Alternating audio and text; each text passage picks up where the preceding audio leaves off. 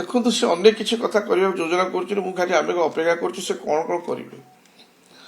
କିଏ ବ୍ୟକ୍ତିଗତ ହେଲିକପ୍ଟର ବୁଲେ କ'ଣ କଲେ ତାଙ୍କର କାମରେ ବର୍ତ୍ତମାନ ଶାସନ କେମିତି ଚାଲିବ, ସୁଶାସନ କେମିତି ହେବ, ଲୋକଙ୍କ ପାଖରେ ତୃଣମୂଳ ସ୍ତରରେ କେମିତି ସୁଶାସନ ପହଞ୍ଚିବ। ବର୍ତ୍ତମାନ ଜଳବନ୍ଦୀ ସମସ୍ୟା ଚାରିଆଡ଼େ ବର୍ତ୍ତମାନ ତାକୁ ଦେଖନ୍ତୁ।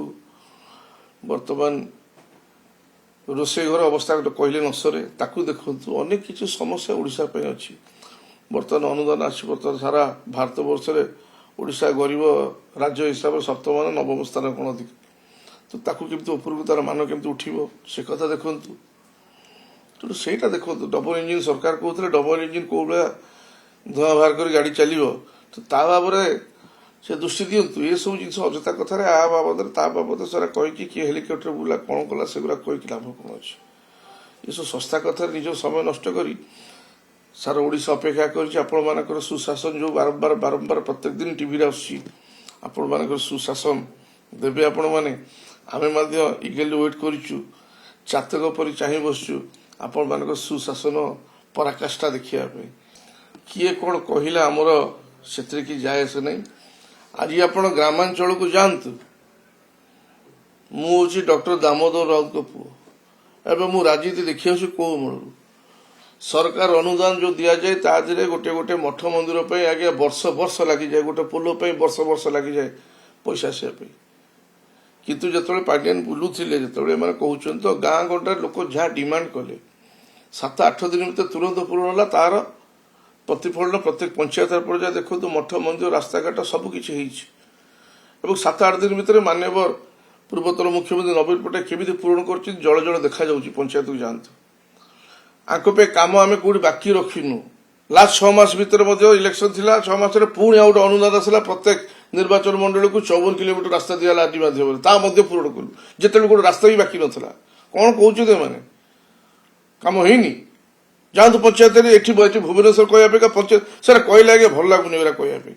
ଆପଣ ଯାଆନ୍ତୁ ପଞ୍ଚାୟତ ସ୍ତରରେ ଲୋକଙ୍କୁ ପଚାରିବେ କାମ ହେଇଛି ନ ହେଇଛି। ଭାଗବତ କୋଠଘର, ଭାଗବତ ଟୁଙ୍ଗି, ମଠ ମନ୍ଦିର କୋଉ କାମ ନ ହେଇଛି ଆଜ୍ଞା। ପଇସା କୋଉଠି ଆସିଲା ସେ ମୁଁ ଆଜ୍ଞା ଅତି ତଳ ସ୍ତର ମୁଁ କହିପାରିବିନି କୋଉଠି ପଇସା ଆସିଲା। କିନ୍ତୁ ସେ ସରକାର ପଇସା ଅଜାଡ଼ି ଦେଇଥିଲେ। ଆପଣ ଯାଇ ଦେଖନ୍ତୁ। କିଏ ହେଲିକପ୍ଟର ବୁଲା, କିଏ କୋଉଥିରେ ବୁଲା, ଶଗଡ଼ ଗାଡ଼ିରେ ବୁଲା, ଏ କଥାରୁ ମାନେ ମିଳିବ କ'ଣ? କାମ ହେଇଛି କି ନାହିଁ ଦେଖନ୍ତୁ। କ'ଣ ରାଜକୋଷ ଲୁଟ୍ ହେଇଛି? ତମେ ରାଜକୋଷ ଲୁଟ୍ କରିବେନି। ଆଜିକା କଥା କହିବି ଆପଣମାନଙ୍କୁ, କହିବା କଥା ମୁଁ କିଛି କହୁନି। ଆଜିକା କଥା କହି ବ୍ଲକରେ ବ୍ଲକ ବର୍ତ୍ତା ପିସି ଆଧାର ବଗାଡ଼ି ଆଙ୍କ ଲୋକ ଯେ ଧମକଉଛନ୍ତି। ଯାଜପୁର ଜିଲ୍ଲାରେ କରି ଦେଉନାହାନ୍ତି କାମ। ମୋ ବ୍ଲକରେ ଧମକଉଛନ୍ତି ଏତିକି% ମୋର ଏମ୍ଆଇକି ମାଗୁଛ 10 ଲକ୍ଷ ଟଙ୍କା ନ। ମୁଁ ସେଟା କହିବା ପାଇଁ ଚାହୁଁନି। ଆଙ୍କ ଲୋକମାନେ ଯେଉଁମାନେ ପ୍ରତିନିଧି ସେମାନେ କରୁଛନ୍ତି, ଚାରିଆଡ଼େ କରୁନି। ଅଲଗା ଦରକାର ଆରମ୍ଭ ହେଇନି। ଦେଖନ୍ତୁ ଆପଣମାନେ ଆଗକୁ ଦେଖିବେ। କିନ୍ତୁ ସେ କଥା ମୁଁ କହିବା ପାଇଁ ଚାହୁଁନି କିଛି। ତାକୁ ଦୋଷ ବି ଦଉନି ଯେ ସରକାରକୁ କିଛି। ମୋର ଖାଲି କହିବା କଥା ସୁଶାସନ କେମିତି ହେବ ଆପଣ ତା ଦେହରେ ଦୃଷ୍ଟି କେମିତି। ଆପଣ ଦୋଷ ଦେଲେ ଆଜ୍ଞା ବହୁତ ଦୋଷ ଦେବେ।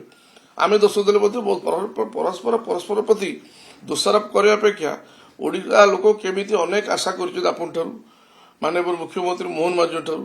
ଏବଂ ଯେତେବେଳେ ମୁଁ ବିଧାୟକ ଥିଲି ମୋହନ ମାଝୀ ମଧ୍ୟ ବିରୋଧୀ ଦଳରେ ଥିଲେ, ଅତ୍ୟନ୍ତ ମିଷ୍ଟଭାଷୀ। ତେଣୁ ତାଙ୍କଠାରୁ ମଧ୍ୟ ଆମେ ଆଶା କରୁଛୁ ଅନେକ କିଛି କଥା। ତ ତାପରେ ଦୃଷ୍ଟି ଦିଅନ୍ତୁ। ନିଶ୍ଚିତ ଭାବରେ ସେ କ୍ଷମତାକୁ ଆସିଛନ୍ତି, ପୂର୍ବ ସରକାରକୁ ଅନେକ ଦୋଷ ଦେବେ ଏବଂ ସେମାନେ ଆକସ୍ମିକ ଆସିଛନ୍ତି।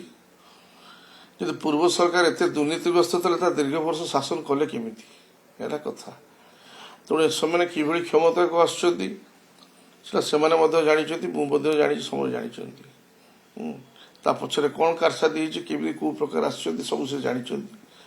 ତେଣୁ ମୁଁ ସେ ବିଷୟରେ କିଛି କହିବାକୁ ନାହିଁ। କିନ୍ତୁ ଯେହେତୁ ସେ ସରକାରକୁ ଆସିଛନ୍ତି, ପୂର୍ବ ସରକାରକୁ ନିଶ୍ଚିତ ଭାବରେ ଆକ୍ଷେପ କରିବେ ଏବଂ ଦୁର୍ନୀତିଗ୍ରସ୍ତ କହିବେ। ଏଇଟା ସ୍ୱାଭାବିକ କଥା, ତା ଦେହରେ ମୋର କିଛି କହିବାର ନାହିଁ। କିନ୍ତୁ ମୋର ଗୋଟିଏ କଥା, ଦୀର୍ଘ ବର୍ଷ ଶାସନ କଲୁ କେମିତି ଯଦି ଏତେ ଦୁର୍ନୀତିଗ୍ରସ୍ତ ମାନେ। ଓଡ଼ିଶାର ସର୍ବାଧିକ ବିକାଶ ହେଇଛି ନବୀନ ପଟ୍ଟନାୟକଙ୍କ ସମୟରେ। ଏଇଟା ସାରା ଭାରତ ବର୍ଷ ଜାଣିଛି। ଓଡ଼ିଶା କୋଉଠି ଥିଲା ଆଜି କୋଉଠି ପହଞ୍ଚିଲା ଏଇଟା ସମସ୍ତେ ଜାଣିଛନ୍ତି।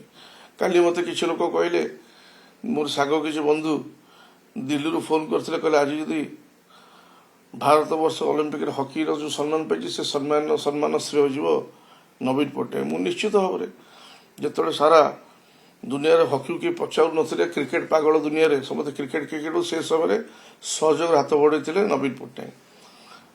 ତାଙ୍କର ଖର୍ଚ୍ଚ, ତାଙ୍କର ଟ୍ରେନିଂ ପାଇଁ ତାଙ୍କୁ ସବୁ ପ୍ରକାର ଆର୍ଥିକ ଅନୁଦାନ ଯାହା ଯାହା ଦରକାର। ଆଜି ଦେଖନ୍ତୁ ତାର ସୁଫଳ ଭାରତବର୍ଷ ପାଇଛୁ, ଅଲିମ୍ପିକରେ ପାଇଛୁ, ଏମିତି ଅନେକ କିଛି କଥା ଅଛି। ତେଣୁ କହିବା କିଛି ଦରକାର ନାହିଁ। ତେଣୁ ସେ ଯେହେତୁ ନୂଆ ସରକାର ଆସୁଛନ୍ତି, ପୂର୍ବ ସରକାର ଦୋଷ ଦେବେ, ଏଟା ସ୍ୱାଭାବିକ କଥା।